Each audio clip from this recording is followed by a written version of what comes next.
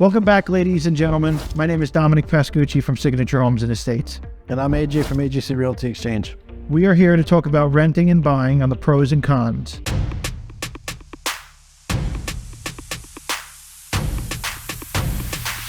This episode specifically is just giving the information on both pros and cons for renting and buying, and giving both those perspectives to people who are going to be doing that in the near future for themselves or their family, what have you. And just that little bit of education really goes a long way, because believe it or not, a lot of people don't know.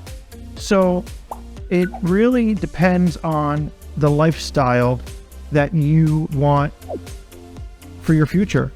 And it's really important to know that ahead of time. That's why you come to us. Let's talk about the pros of renting. Let's start with one of them, and the fact that with renting, you have the ability to not have to put down a down payment on the home. Correct. It's only a security deposit. Having that additional capital that you would normally put on a home, you can use it for other investments or whichever you choose. The aspect of having a rental is you're free. You don't have to have maintenance. You don't have to deal with cutting the grass. You don't have to deal with snow removal. And yeah, you don't have to do anything maintenance-wise. And even rentals can include utilities, which is awesome. A lot of times heat and hot water is included. You can pretty much rent in any city. You have easier mobility. And you can pick up and go at any time, right? It's a great advantage point on that kind of thing. You also have the flip side of things, right? Where our generation and a little bit younger are renting, to be free, to have that ability to build their own worth. I know the biggest thing that millennials love are amenities. It's having the dog park, having the demonstration kitchen, having the movie theater, the spas and all that good stuff, the Starbucks on site. That's all awesome stuff. And renting in the luxury class or even above average class allows you to be next to transportation. It's a great advantage point on that kind of thing. Okay, so let's go to the cons of renting. We have many, many pros. Let's talk about cons. The bad part, in my opinion, on rentals is you can't write it off. No tax deductions. Zero. No equity. And a lot of people don't know that.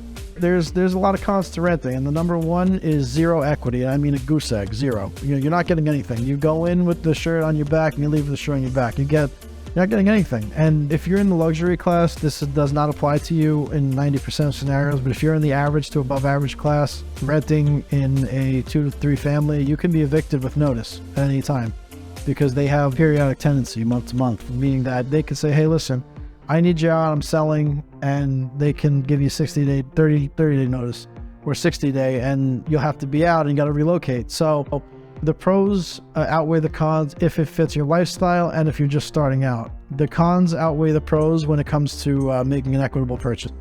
The other side is when you have, for example, our parents or our grandparents, that they're tired of maintaining the big house or the condo or the townhouse or what have you, and they want to just not worry about anything on maintenance standpoint, and they're retiring. And they'd rather just rent. That makes perfect sense. And they want to go to either Florida, Texas, California, wherever they choose to go to. That's the flip side of the rental. That's absolutely true. On a positive note. So it's really the type of situation that you're in financially as well as your life. You don't want to be so invested into a rent to where you can't live, right? And to where you're not even able to grow as a person. I think you should own. I do, and I'm not going to stand by that. But what I can't stand is when I see people go into bars buying $15 drinks, making $60,000, which is a pretty good salary, no less, $60,000, and they're spending more than they're worth buying a $50,000 car. And then they're saying, why can't I afford a house? Gee, I wonder why. Maybe you should stop playing house. Let's think about this as a lesson, guys. I know what you guys are doing. You have a crazy lifestyle. You're going and spending tons of money. If you could actually afford it, different story, not talking to you. You know who I'm talking to. If you're watching saying that that's not me, it's you. It's you. If you're in the tower of Journal Squared and you're in a 3-bedroom with 5 roommates, it's you. That's where I hope you're not doing. I hope you take the time to save and rent an average rental and experience how to rent correctly. What I said is not a con of renting. What I said is a flaw in the lifestyle sociologically of the millennial habit. It's not what you do, it's how you rent. In the aspect of starting out, like you're saying, for the younger generation, it's great, but you have to be careful and manage your dollars and respect money.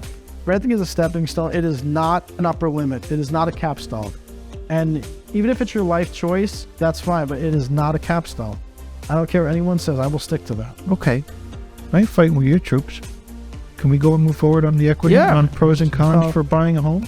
Buying a home, sure. Okay. I'll let you start with that. All right, very good. Go ahead, man. So having the positive aspect of buying a home is obviously equity. Equity is an enormous factor. You can use it as leverage if you decide to. You can refi out and lower your interest rate. What does that mean? Can you tell them what refi out means? Refiing is basically when your interest rate, as an example, is at 8% and it goes to market value at, which is now 6.3. So you're saving 1.7%. So your monthly payments will go down. So when you have equity and then you can refi out and have that lower interest rate, you are putting more money to the principal and less to the interest. Also, you get to write off on your taxes, your property taxes and your interest. It's very important. We're rentals. When you're renting, not tax deductible. Nope. Another one is an intangible asset and that you cannot see, and that is what I call the big word of pride. You know, that's one of my powerful advocate scenarios of why you should buy. Pride of ownership. When you have a home and it's your own pride and joy, yeah, you got to take care of it. That's your curb bill. That's your baby. You own a piece of earth. I know it sounds ridiculous, but it's not. You own a piece of history. The con of buying, though, is the fact that it is an upfront down payment that is larger. You have to upkeep the land. That is a big one. Maintenance. That's still you're con. responsible for plumbing, electric, heating, the whole shebang, plus appliances. Yeah, that is a con. But that comes with the fact that no matter what con you throw at me, it will never usurp equity. I could still buy a home going over asking price and still have equity, but not to the point where it's a bear trap. It's going for $630 and you're going to spend $730. I'm not an idiot. It means it's a sunk cost. It means that you bought something where you're never going to reap the benefits of equity because you bought it so high that the risk is that, yeah, when you buy a property, you could actually devalue. You in 25 years, you'll sell the same property for the same price or if not lower. Yeah, you don't want to do that. Prices are highly elastic. And that's where we are different from the rest of the agents. And I always revisit this conversation. We actually evaluate it. We are being transparent. We run comparables. We show data, whether you are selling or buying, in that brief little segment there. All right, everyone. Thanks for tuning in. That's the end of our episode. We talked about the pros and cons of renting, the pros and cons of buying. And again, it's all about how you feel in your lifestyle. Again, I'm AJ from AJC Realty Exchange. And I'm Dominic Pascucci from Signature Homes and Estates. Follow us on Instagram. Our Instagram handles are below. We're always ready to talk to you and make a deal. We'll talk to you soon. Or contact us directly. This is Real Estate 101. We'll talk soon. Thank you. Bye-bye.